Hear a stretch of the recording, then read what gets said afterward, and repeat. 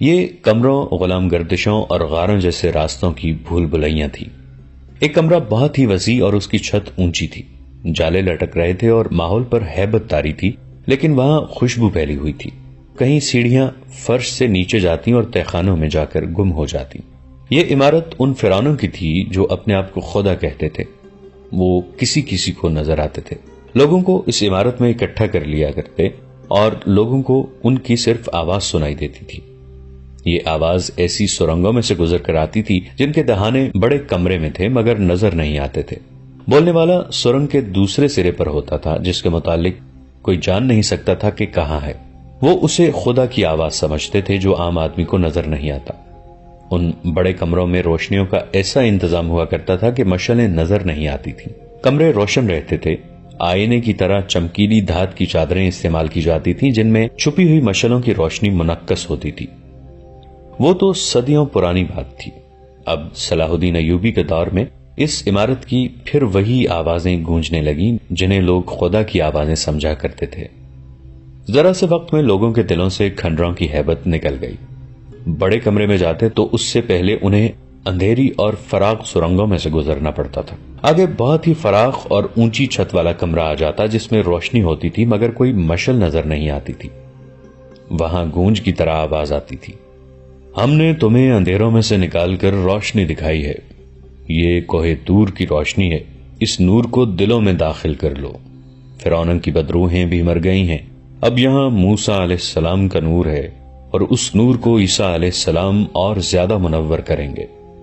خدا کو یاد کرو، کلمہ پڑھو۔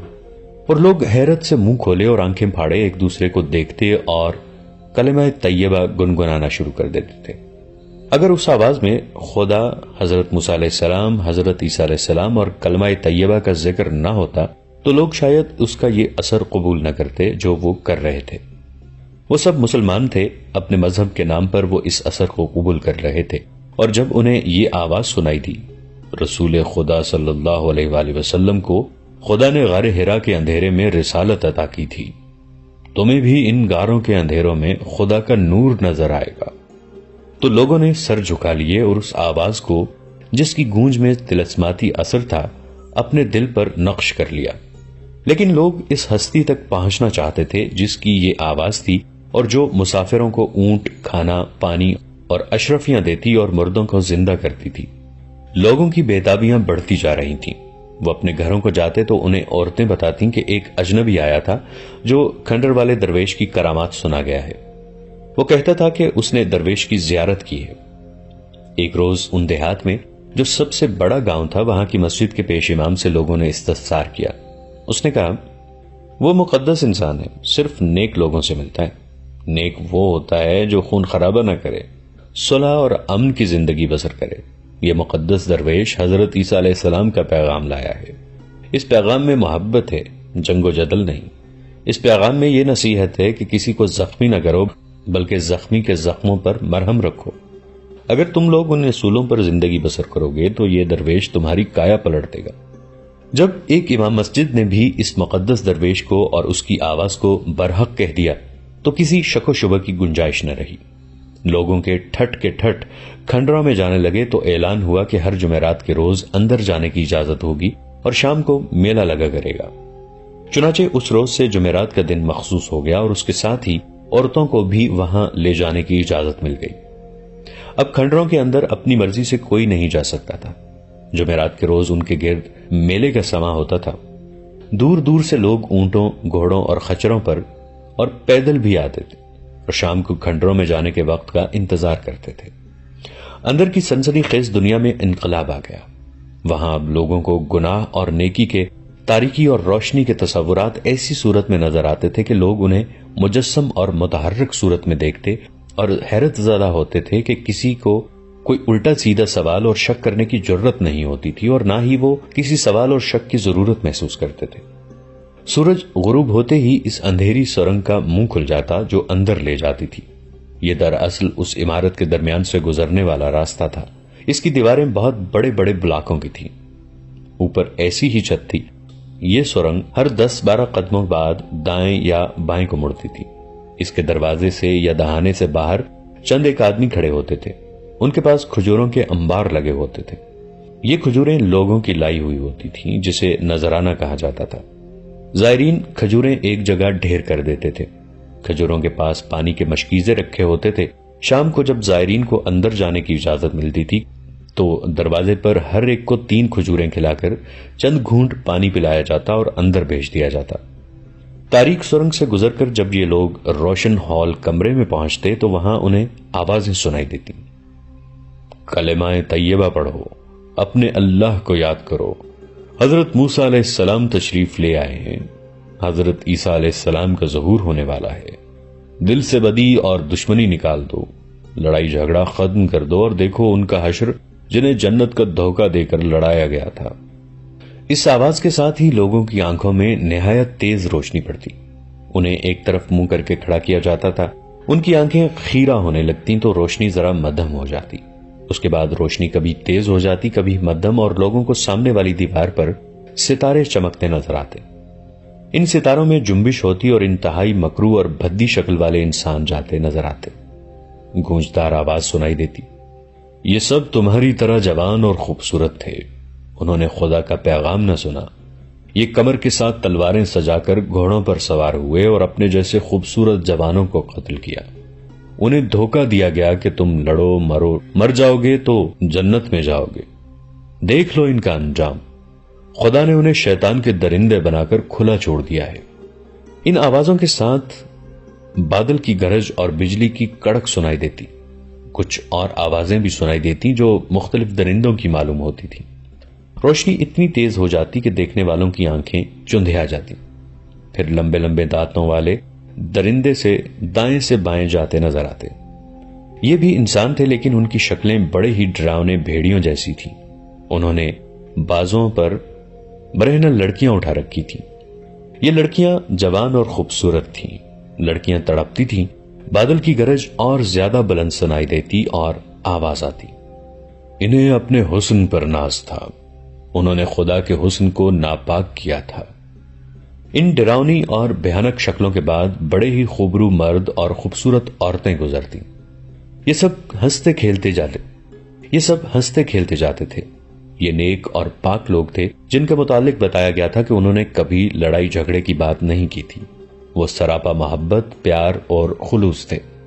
اس کے بعد زائرین کو ایک تہخانے میں لے جایا جاتا جہاں انسانی ہڈیوں کے پنجر بھی تھے اور خوبصورت لڑکیاں بھی گھومتی پھرتی اور مسکراتی نظر آتی تھیں۔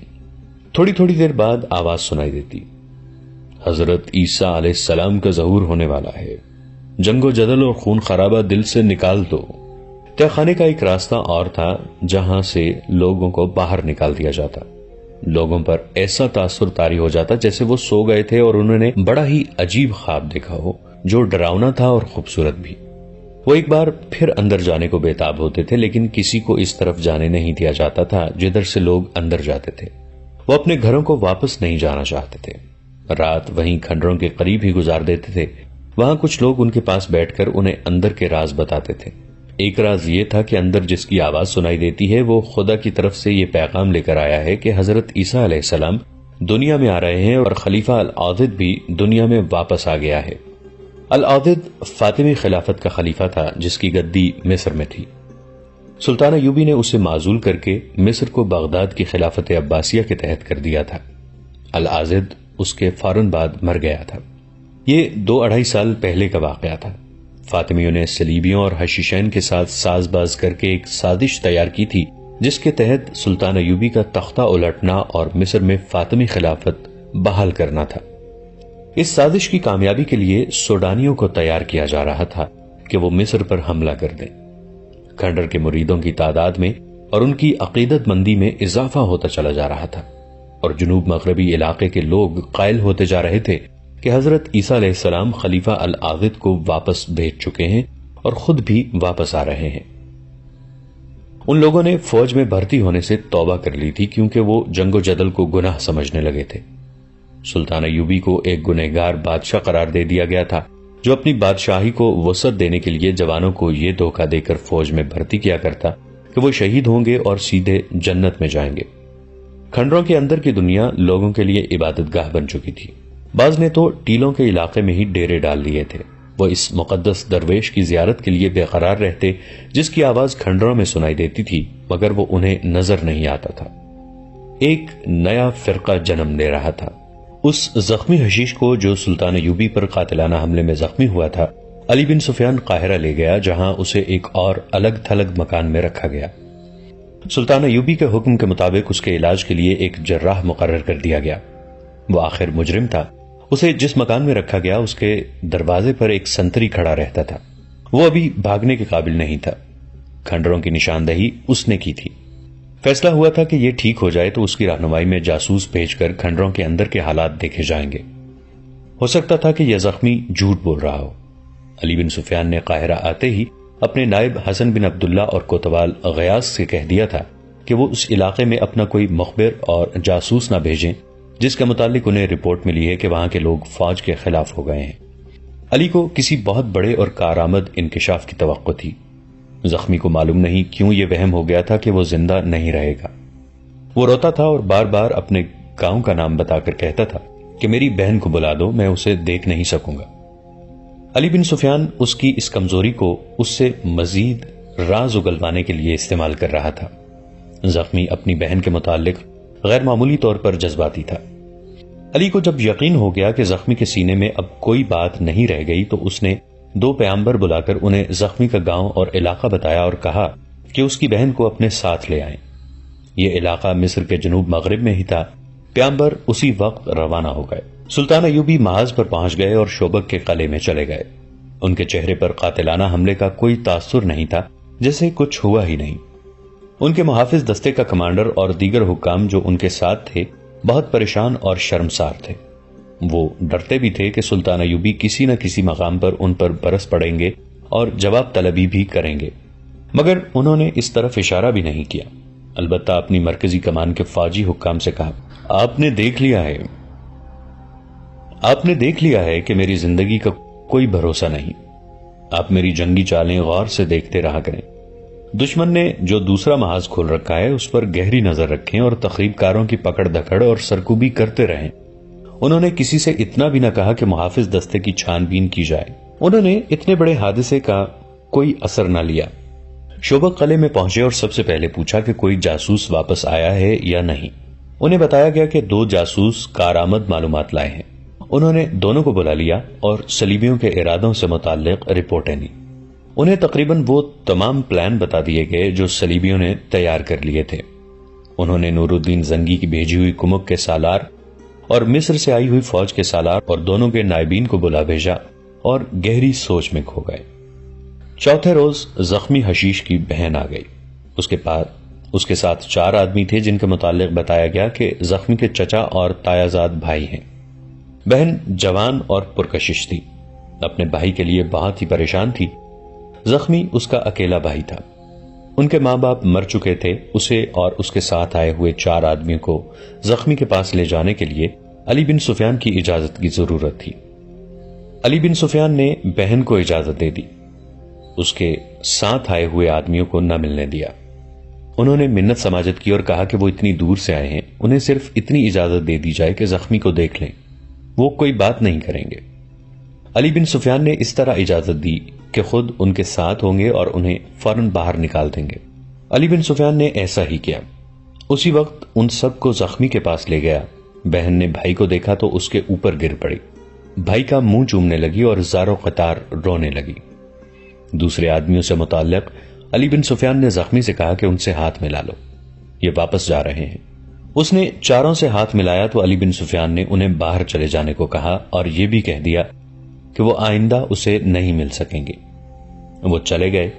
بہن نے علی بن سفیان کے قدموں میں بیٹھ کر اس کے پاؤں پکڑ لیے اور رو رو کر منت سماجت کی کہ اسے بھائی کی خدمت کے لیے وہیں رہنے دیا جائے۔ علی بن سفیان ایک بہن کی ایسی جذباتی التجا کو ٹھکرا نہ سکا۔ اس نے لڑکی کی جامہ تلاشی لی اور اسے وہیں رہنے کی اجازت دے دی اور وہاں سے چلا گیا۔ بہن بھائی اکیلے رہ گئے تو بہن نے بھائی سے پوچھا کہ اس نے کیا کیا ہے۔ بھائی نے بتا دیا۔ بہن نے پوچھا کہ اس کے ساتھ کیا سلوک ہوگا۔ بھائی نے جواب دیا، امیر مصر پر قاتلانہ حملے کا جرم بخشا تو نہیں جائے گا۔ اگر ان لوگوں نے مجھ پر رحم کیا تو سزائے موت نہیں دیں گے، ساری عمر کے لیے تہخانے کی قید میں ڈال دیں گے، پھر میں ساری عمر تمہیں نہیں دیکھ سکوں گی؟ بہن نے پوچھا۔ نہیں شاریا، بھائی نے رندھیائی ہوئی آواز میں کہا۔ پھر میں مر بھی نہیں سکوں گا، جی بھی نہیں سکوں گا۔ وہ جگہ بڑی خوفناک ہے جہاں مجھے ہمیشہ کے لیے قید کر دیں گے۔ بہن، جس کا نام شارجہ تھا، بچوں کی طرح بلبلا اٹھی۔ اس نے کہا، میں نے تمہیں اس وقت بھی روکا تھا کہ ان لوگوں کے چکر میں نہ پڑو، مگر تم نے کہا کہ صلاح الدین ایوبی کا قتل جائز ہے۔ تم لالچ میں آ گئے تھے، تم نے میری بھی پرواہ نہ کی۔ میرا کیا بنے گا؟ تم نہ ہوئے تو میرا آسرا کون ہوگا؟ زخمی بھائی کا ذہن تقسیم ہو گیا تھا۔ کبھی وہ پچھتاوے کی باتیں کرتا اور کہتا کہ ان لوگوں کے جھانسے میں آ گیا تھا۔ اس نے یہ بھی کہا، صلاح الدین ایوبی انسان نہیں، خدا کا بھیجا ہوا فرشتہ ہے۔ ہم 4 ہٹے کٹے جوان مل کر اتنا بھی نہ کر سکے کہ اس کے جسم پر خنجر کی نوک سے خراشی ڈال دیتے۔ اس پر زہر نے بھی اثر نہیں کیا۔ اس اکیلے نے 3 کو جان سے مار دیا اور مجھے موت کے منہ میں ڈال دیا۔ یہ کہنے والے جھوٹ تو نہیں کہتے کہ صلاح الدین ایوبی کا ایمان اتنا مضبوط ہے کہ اسے کوئی گنہگار قتل نہیں کر سکتا؟ بہن نے کہا، تم چاروں مسلمان تھے، اتنا بھی نہ سوچا کہ وہ بھی مسلمان ہے؟ اس نے خدا کے خلیفہ کی گدی کی توہین کی ہے۔ زخمی بھائی کا دماغ الٹی طرف چل پڑا۔ اس نے جوشیلے لہجے میں کہا، تم نہیں جانتی کہ خلیفہ العاضد خدا کے بھیجے ہوئے خلیفہ تھے؟ جو کچھ بھی تھا، بہن نے کہا، میں یہ جانتی ہوں کہ تم میرے بھائی اور مجھ سے ہمیشہ کے لیے جدا ہو رہے ہو۔ کیا تمہارے بچنے کی کوئی صورت پیدا ہو سکتی ہے؟ شاید پیدا ہو جائے، بھائی نے جواب دیا۔ میں نے اس شرط پر انہیں سارے راز بتا دیے ہیں کہ میرا گناہ بخش دیں، مگر میرا گناہ اتنا سنگین ہے جو شاید بخشا نہ جائے۔ اس وقت زخمی کو سو جانا چاہیے تھا اور اسے اتنا زیادہ بولنا نہیں چاہیے تھا کیونکہ پیٹ کے زخم کھل جانے کا ڈر تھا، مگر وہ بولتا جا رہا تھا اور بہن روتی جا رہی تھی۔ بولتے بولتے اسے پیٹ کے زخم میں ٹیسیں محسوس ہونے لگیں اور وہ بے حال ہو گیا۔ اس نے بہن سے کہا، شارجہ، باہر جاؤ، کوئی آدمی ملے تو اسے کہو کہ طبیب یا جراح کو بلا دے، میں مر رہا ہوں۔ شارجہ دوڑتی باہر گئی۔ باہر سنتری کھڑا تھا۔ اس نے اسے بھائی کی حالت بتائی تو اس نے شارجہ کو اس جراح کے گھر کا راستہ بتا دیا جسے زخمی کی دیکھ بھال کے لیے مقرر کیا گیا تھا۔ اسے سختی سے حکم دیا گیا تھا کہ دن ہو یا رات زخمی کو زندہ رکھنے کی پوری کوشش کرے۔ وہ شاہی جراح تھا۔ شارجہ دوڑتی گئی۔ جراح کا گھر بالکل قریب تھا۔ شارجہ نے جراح کو بھائی کی حالت بتائی تو وہ بھاگم بھاگ آیا اور زخمی کو دیکھا۔ اس کے پیٹ کی پٹی خون سے لال ہو گئی تھی۔ جراح نے فوراً پٹی کھولی۔ خون بند کرنے کے لیے اس میں صفوف ڈالے اور بہت سا وقت صرف کر کے پٹی باندھی۔ خون بند ہو گیا۔ اس نے زخمی کو دوائی پلا دی جس کے اثر سے اسے نیند آ گئی اور وہ سو گیا۔ شارجہ اس جوان سال جراح کو حیرت اور دلچسپی سے دیکھتی رہی۔ اسے توقع نہیں تھی کہ اتنی رات گئے کوئی اس کے مجرم بھائی کو دیکھنے آ جائے گا، لیکن جراح دوڑتا آیا اور اس نے اتنے انہماک سے زخمی کی مرہم پٹی کی کہ شارجہ کو حیران کر دیا۔ زخمی کی آنکھ لگی تو جراح نے آنکھیں بند کر کے اور ہاتھ اوپر اٹھا کر سرگوشی کی۔ زندگی اور موت تیرے ہاتھ میں ہے میرے خدا، اس بد نصیب کے حال پر رحم کر، اسے زندگی عطا کر خدائے ذوالجلال۔ شارجہ کے آنسو نکل آئے۔ اس پر جراح کا تقدس طاری ہو گیا۔ اس نے جراح کے قریب 2 زانوں ہو کر اس کا ایک ہاتھ پکڑا اور چوم لیا۔ جراح کے پوچھنے پر شارجہ نے بتایا کہ وہ زخمی کی بہن ہے۔ اس نے جراح سے پوچھا، کیا آپ کے دل میں اتنا زیادہ رحم ہے کہ میرے بھائی کو آپ تکلیف میں نہیں دیکھ سکتے، یا اسے اس لیے زندہ رکھنا چاہتے ہیں کہ یہ آپ کو راز کی ساری باتیں بتا دیں؟ مجھے اس سے کوئی دلچسپی نہیں کہ اس کے پاس کوئی راز ہے یا نہیں، جراح نے کہا۔ میرا یہ فرض بنتا ہے کہ اسے زندہ رکھوں اور اس کے زخم بالکل ٹھیک کر دوں۔ میری نگاہ میں مومن اور مجرم میں کوئی فرق نہیں۔ آپ کو شاید معلوم نہیں کہ اس کا جرم کیا ہے، شارجہ نے کہا۔ اگر معلوم ہوتا تو آپ اس کے زخم پر مرہم رکھنے کی بجائے اس میں نمک بھر دیتے۔ مجھے معلوم ہے، جراح نے جواب دیا، لیکن میں اسے زندہ رکھنے کی پوری کوشش کروں گا۔ شارجہ اتنی متاثر ہوئی کہ اس نے جراح کے ساتھ اپنی باتیں شروع کر دیں۔